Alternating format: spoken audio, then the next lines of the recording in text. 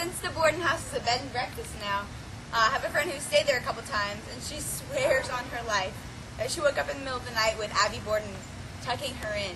I know, creepy. And then there are all these weird reports of shoes moving across the floor without anybody walking, and doors opening and closing really quickly, and even cameras and video cameras shutting off randomly.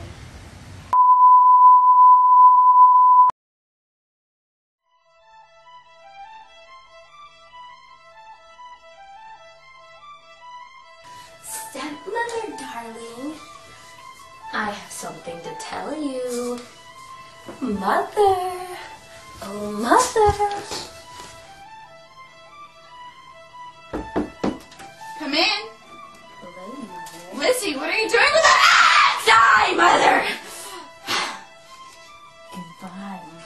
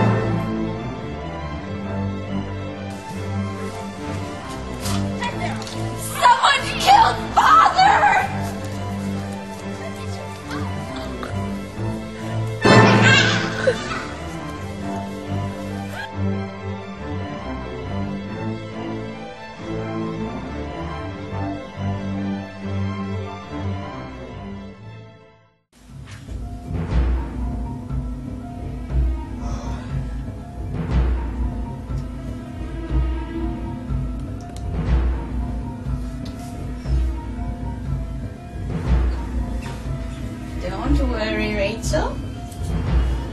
Abby will put you right to sleep. Oh my gosh! Who is Abby? Ah!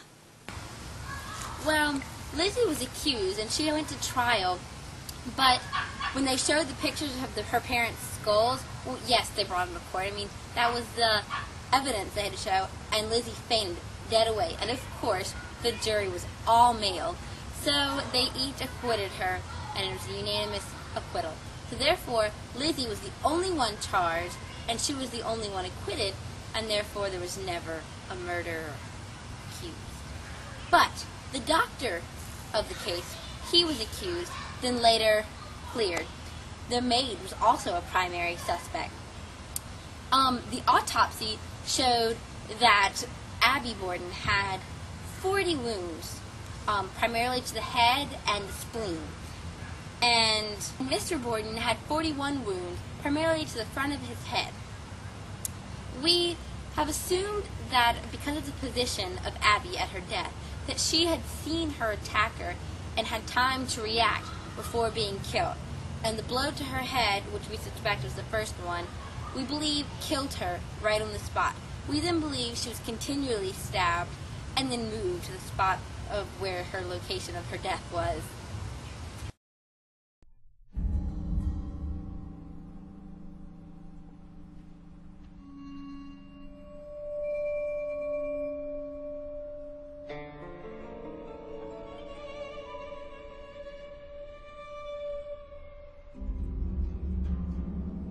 Maja, kufacha maja, ukapu iku watu yaktuna mukapu takutu. Maja.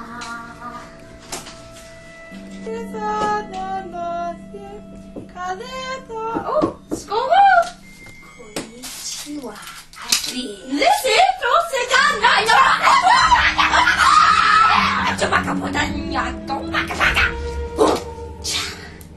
Omiha peka Abby.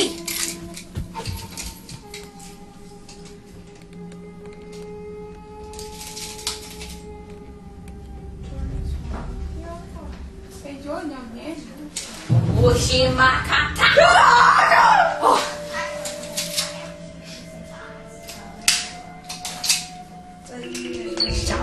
Ina konna kompa tangopini.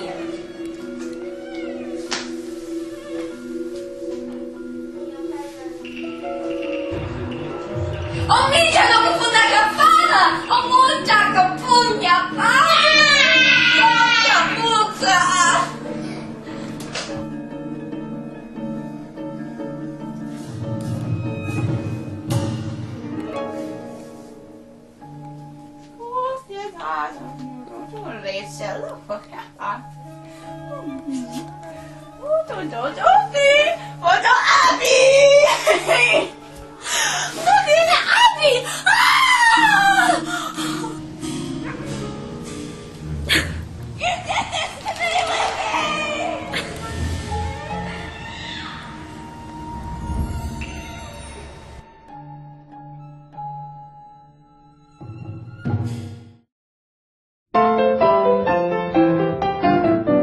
One hot day in Old Fall River, Mr. Andrew Borden died, and they booked his daughter Lizzie on a charge of homicide. Some folks say she didn't do it, others say of course she did, but they all agree Miss Lizzie B was quite a problem kid. 'Cause you can't chop your papa up in Massachusetts, not even if it's planned as a surprise. No, you can't chop your papa up in Massachusetts. You know how neighbors love to criticize. Now she got him on the sofa where he'd gone to take a snooze, and I hope he went to heaven 'cause he wasn't wearing shoes. Lizzie kinda rearranged him with a hatchet, so they say, and then she got her mother in that same old-fashioned way. But you can't chop your mama up in Massachusetts, not even if you're tired of her cuisine. No, you can't chop your mama up in Massachusetts. If you do, you know there's bound to be a scene. Oh, they really kept her hopping on that August afternoon, with both down and upstairs chopping while she hummed a ragtime tune. And her ma, when Lizzie whacked her, looked an awful lot like Pa, like somebody in a tractor had been backing over Ma. But you can't chop your papa up in Massachusetts and then blame all the damage on the mice. No, you can't chop your mama up in Massachusetts. That kind of thing just isn't very nice. Now it wasn't done for pleasure, and it wasn't done for spite, and it wasn't done because the lady wasn't very bright. She had always done the slightest thing that Mama Papa bid. They said, Lizzie, cut it out, and that's exactly what she did. But you can't chop your papa up in Massachusetts and then get dressed to go out for a walk.